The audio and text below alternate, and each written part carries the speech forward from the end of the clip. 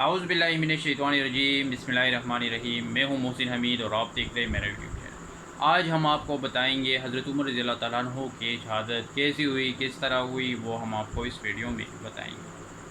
تو ویڈیو کو اینڈ تک دیکھیے اور لازمی دیکھیے، اور چینل کو سبسکرائب کرے، لائک کرے اور شیئر کرے، اور شیئر کرنے کے ساتھ ساتھ بیل آئیکن کو ضرور دبائیں تاکہ ہماری ہر آنے والی ویڈیوز کی نوٹیفیکیشن آپ کو بر وقت پہنچے۔ شکریہ۔ آج نیا اسلامی سال اس عظیم شخصیت کی شہادت سے شروع ہوتا ہے جس نے 22 لاکھ مربع میل کی سلطنت پر حکومت کی۔ وہ شخصیت جو رات کو اٹھ کر لوگوں کی خبر گیری کرتا تھا، جن کی قدموں کی آہٹ سن کر شیطان بھاگ جاتا تھا۔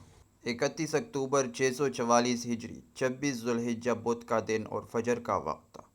مسجد نبوی میں فجر کی نماز کے لیے صف بندی ہو چکی تھی۔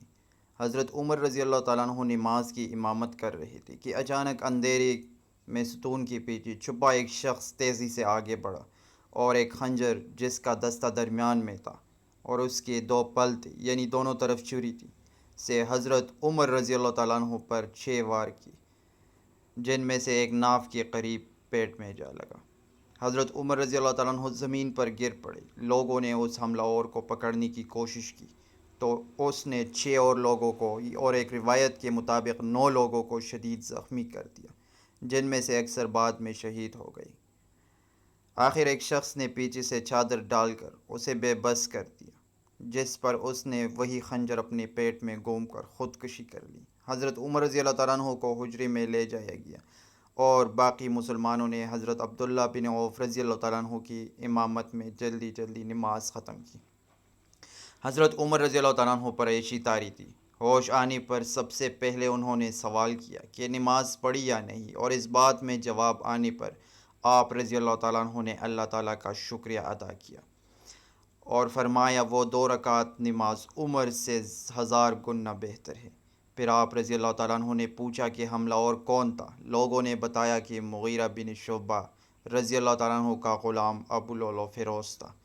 آپ رضی اللہ تعالیٰ عنہ نے پھر اللہ کا شکر ادا کیا کہ مجھ پر حملہ کرنے والا مسلمان نہیں تھا۔ پھر آپ رضی اللہ تعالیٰ عنہ نے 6 صحابہ پر مشتمل ایک کمیٹی بنائی اور مشورہ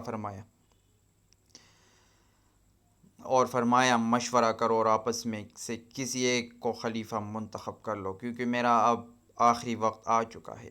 ان صحابہ کرام رضی اللہ تعالیٰ عنہ میں حضرت عثمان غنی رضی اللہ تعالیٰ عنہ، حضرت علی رضی اللہ تعالیٰ عنہ، حضرت عبد الرحمن بن عوف رضی اللہ تعالیٰ عنہ، حضرت سعد بن ابی وقاص رضی اللہ تعالیٰ عنہ، حضرت زبیر بن عوام رضی اللہ تعالیٰ عنہ اور حضرت طلحہ بن عبید اللہ رضی اللہ تعالیٰ عنہ شامل تھے۔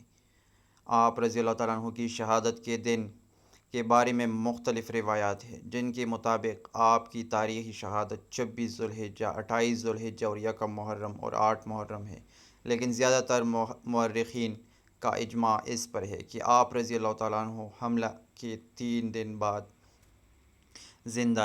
دن تک زندہ رہے اور 1 محرم کو شہید ہوئے۔ یہ اختلاف صرف اسلامی کیلنڈر کی تاریخ پر ہے، ورنہ سب تاریخ دان اس پر متفق ہے کہ ان کی شہادت 3 نومبر کو ہوئی۔ آپ رضی اللہ تعالیٰ عنہ نے حضرت عبداللہ بن عمر رضی اللہ تعالیٰ عنہ کو حضرت عائشہ رضی اللہ تعالیٰ عنہ کے پاس بھیجا اور ان سے اجازت مانگی کہ انہیں رسول اللہ صلی اللہ علیہ وآلہ وسلم اور حضرت ابوبکر رضی اللہ تعالیٰ عنہ کے پہلو میں دفن ہونے کی اجازت دی جائے۔ جب حضرت عبداللہ رضی اللہ تعالیٰ عنہ ان کی خدمت میں پہنچے تو وہ زمین پر بیٹھی رو رہی تھی اور یہ درخواست سن کر فرمایا، میں نے وہ جگہ اپنے لیے رکھی تھی، لیکن اب میں عمر رضی اللہ تعالیٰ عنہ کے حق میں دستبردار ہوتی ہوں۔ نئے خلیفہ کے لیے بنائے جانے والی کمیٹی کا اجلاس جاری تھا کہ حضرت عبد الرحمن بن عوف رضی اللہ تعالیٰ عنہ اور حضرت عبد الرحمن بن ابوبکر رضی اللہ تعالیٰ عنہ نے شہادت دی کہ جس خنجر سے حضرت عمر رضی اللہ تعالیٰ عنہ پر حملہ کیا گیا، وہ خنجر انہوں نے ہر زمان ایک ایرانی جو مدینہ میں رہتا تھا ان کے پاس دیکھا تھا، اور مزید یہ کہ انہوں نے اس واقعے سے کچھ دن پہلے ہرمزان اور جفینہ عیسائی جو مدینہ کے بچوں کو پڑھایا کرتا تھا کو ابو لولو فیروز اور چند اور ایرانیوں کے ساتھ کئی دفعہ مشکوک حالات میں دیکھا تھا۔ یہ خبر عام ہوئی تو حضرت عمر رضی اللہ تعالیٰ عنہ کے بیٹے عبید اللہ بن عمر رضی اللہ تعالیٰ عنہ سے برداشت نہ ہوا اور انہوں نے ہرمزان، جفینہ اور ابو لؤلؤ فیروز کی بیٹی کو قتل کر دیا۔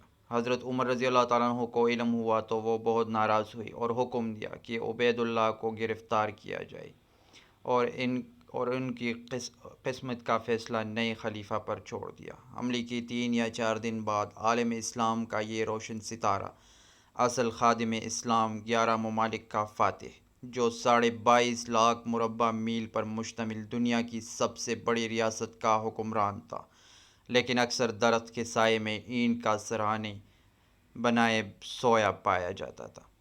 10 سال اور چند مہینے عالم اسلام کی خدمت کرنے کے بعد 60 سال کی عمر میں اپنے مالک حقیقی سے جا ملا۔ آپ رضی اللہ تعالیٰ عنہ کی نماز جنازہ حضرت صہیب رضی اللہ تعالیٰ عنہ نے پڑھائی۔